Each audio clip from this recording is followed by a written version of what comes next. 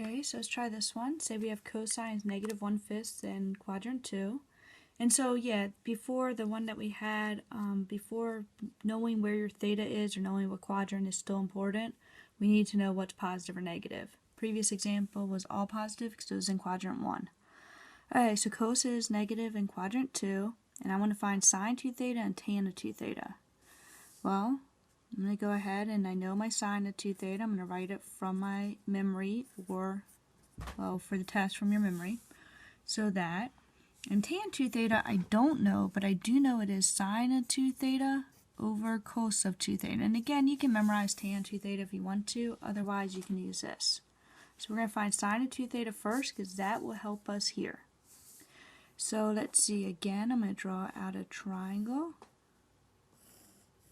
So if I draw out a triangle, right triangle, I put in a theta, and let's see, adjacent will be 1, hypotenuse will be 5, because cosine is adjacent over hypotenuse. Due to the Pythagorean theorem, 1 squared plus a squared equals 5 squared, so that'd be 25, so 25 minus 1 is 24, so square root of 24. Okay, so I'm going to plug in, so sine of 2 theta equals 2 times sine of theta. Sine is opposite of hypotenuse, so square root of 24 over 5.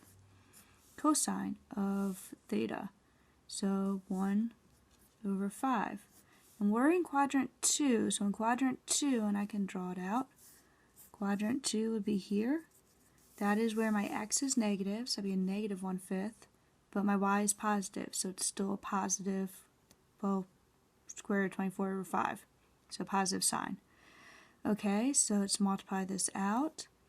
So I should have a -2 square root of 24 over 25. And I can simplify this a bit. Square root of 24 should be 4 times 6. So -4 square root of 6 over 25. Okay, so that should be what sine of 2 theta is. So let's go ahead and try to find tan of 2 theta. So we know the sine of 2 theta. The sine of 2 theta is 4 square roots of 6 over 25.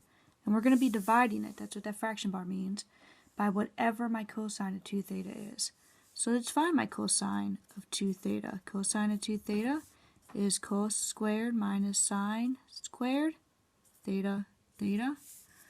So let's see, we already found my cos. My cos is 1/5, it's a -1/5 squared.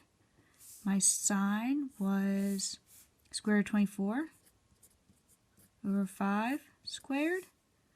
So I'm going to get 125 minus 2425.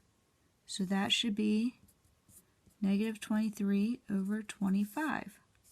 So I'm dividing this by -23 over 25. So now if I go ahead and actually divide it, I flip my second one and multiply.